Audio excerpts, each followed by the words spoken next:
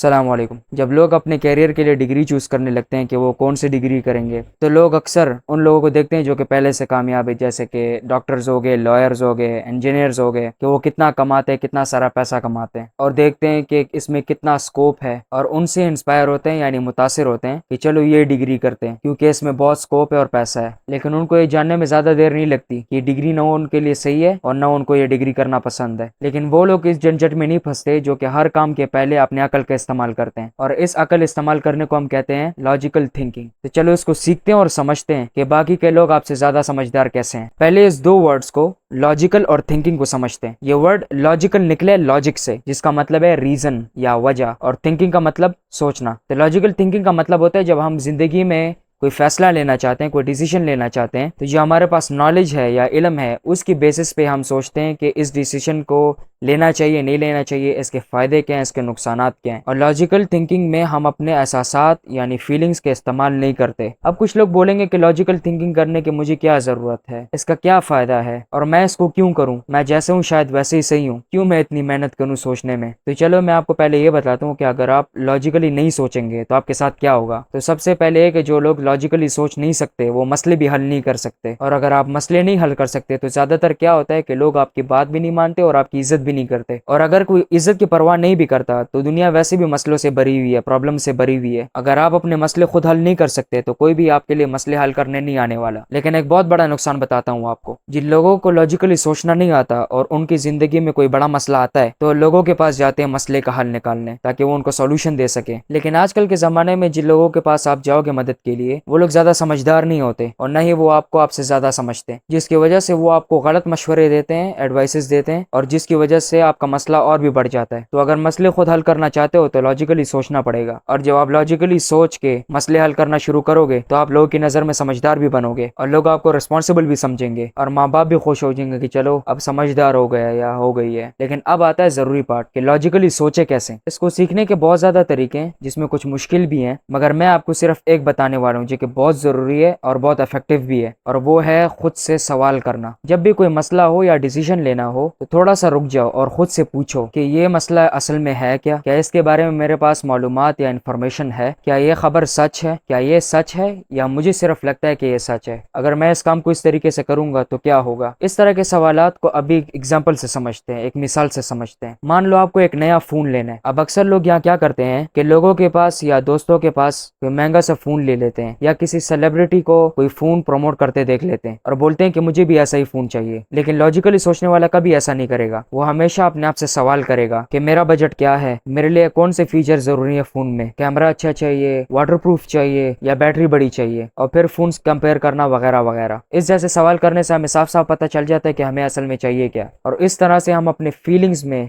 कम फंसते हैं। लेकिन सोचो अगर आपने ऐसा फोन ले लिया होता जो कि आपने अपने दोस्त के साथ देखा होता, या जो कि अच्छा दिखता और वो आपको अच्छा महसूस कराता, मगर उसके फीचर्स कुछ खास नहीं है, तो कुछ दिन आप उस फोन को इस्तेमाल कर लेते।